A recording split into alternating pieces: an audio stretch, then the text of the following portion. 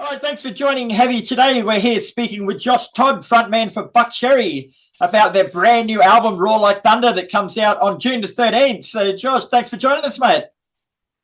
Thank you for having me. My absolute pleasure. So today we're going to do something a little bit different, mate. Instead of just talking normally about the album as people normally do, I've actually reviewed the album. So I'm going to go through it song by song, phase at a time, read it out to you for the first time, and let me know if I'm on the right track, and then you can give us a bit more of a detailed version of what the song's about. So I'll start with the intro, mate. So the intro says, I've always been a big fan of Buckcherry and their music. It has always held an infectious air of defiance and a rebellious swagger that defies much of the music that has punctuated the last 25 years, with the band making an immediate statement with the classic song Lit Up from their self-titled 1999 debut album. So they've always been a band that skirts in the shadowy side of the rock realm, defying trends and expectations, while still managing to have somewhat of a crossover appeal that evades many others.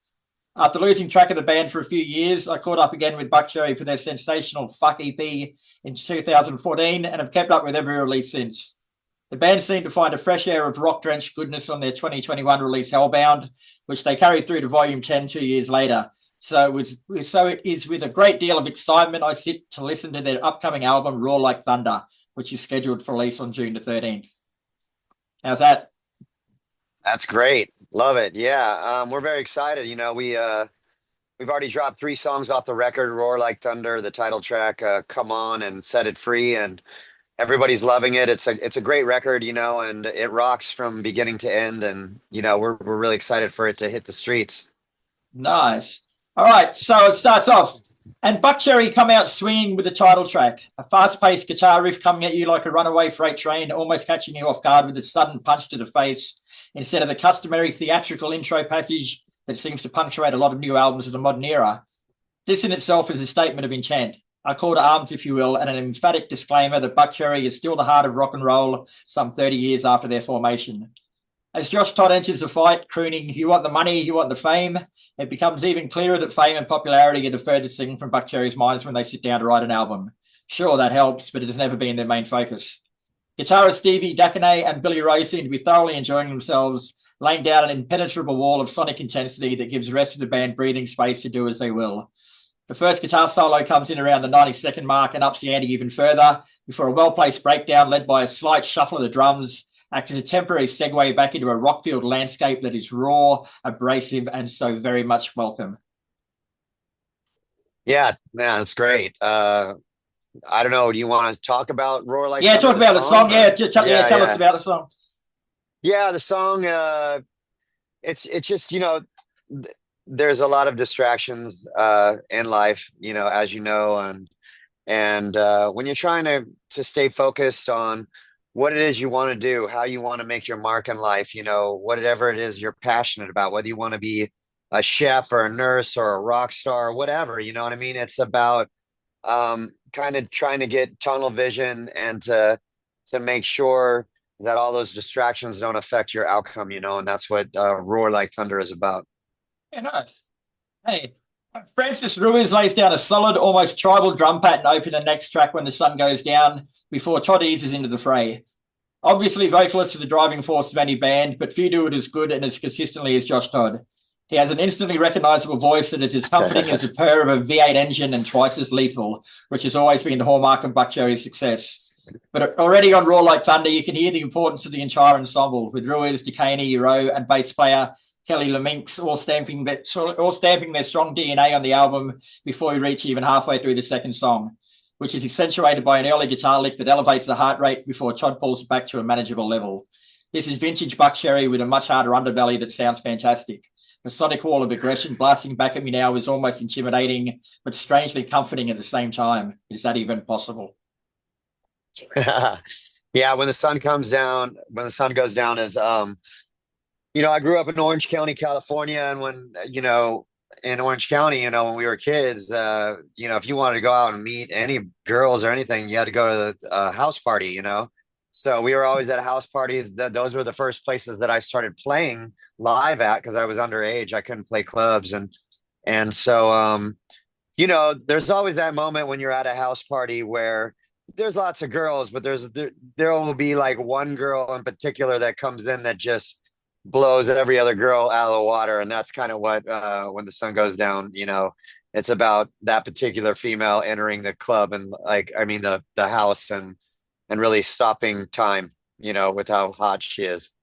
Yeah, nice, nice. Hey, come on Yeah. starts with a blues infused guitar riff that recycles just enough to make me instantly think to ACDC, sorry, to Australia's very own ACDC. Not in the sense that it sounds like Buckcherry are ripping off our greatest ever musical export, but you can tell someone in the band has been listening to them. There's sleaze and disharmony written all over this track.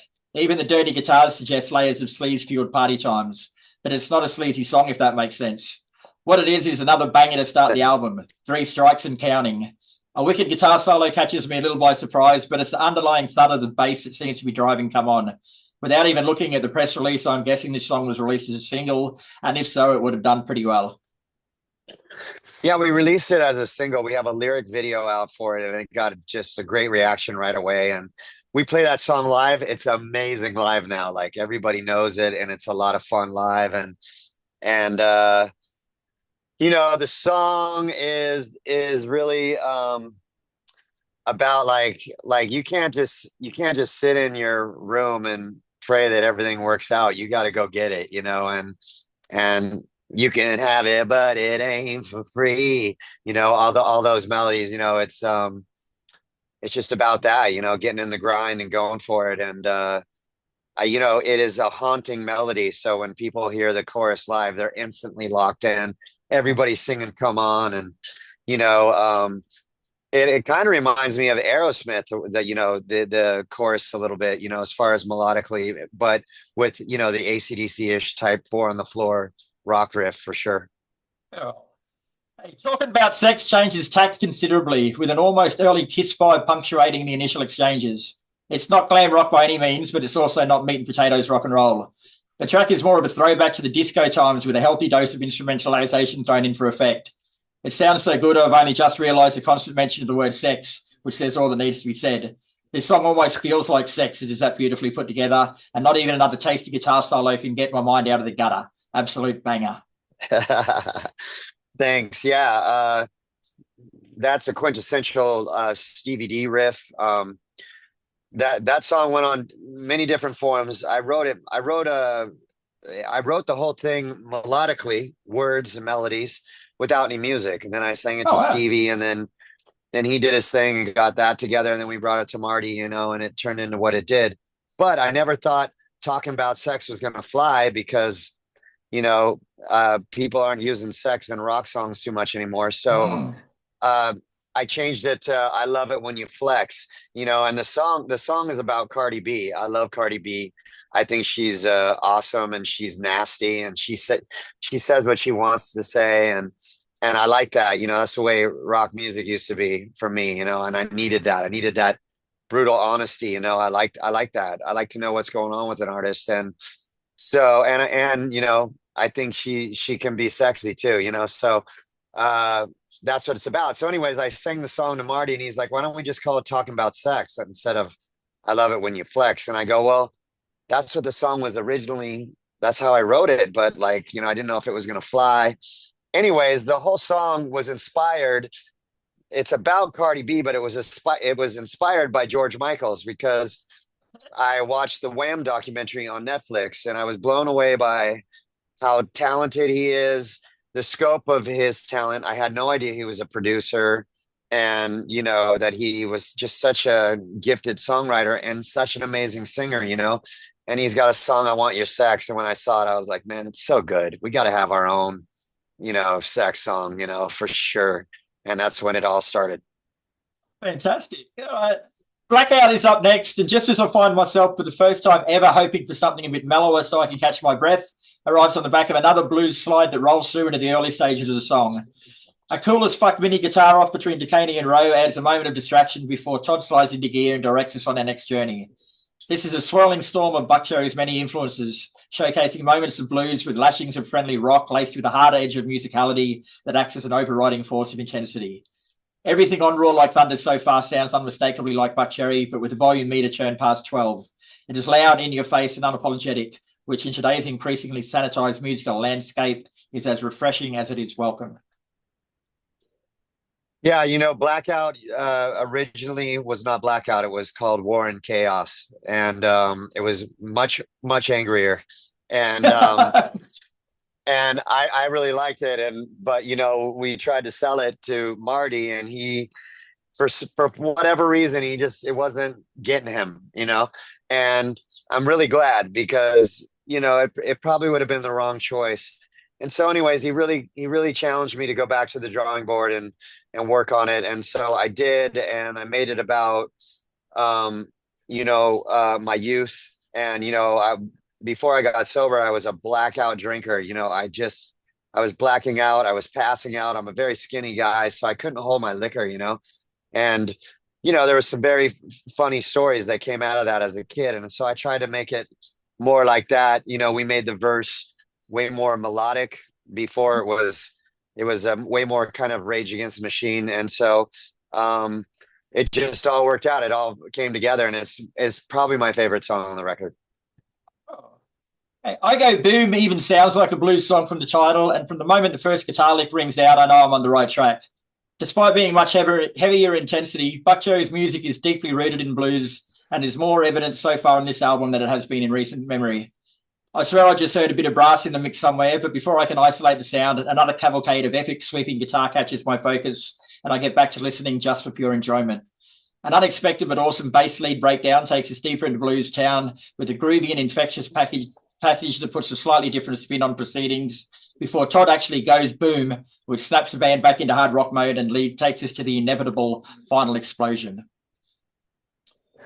Yeah, I Go Boom is about a sociopath. It's written in the third person. It's about like I watch a lot of true crime, so I've seen a lot of true crime and study it, and so it's about if I was a sociopath, how would I think, because they blend in with society, and you never know when they're coming. And so I Go Boom is about a sociopath stalking his prey, whatever that may be, the dark passenger that's going on between his ears. All right, that's where the little breakdown comes into it too. That'd be him like playing it right out, wouldn't it?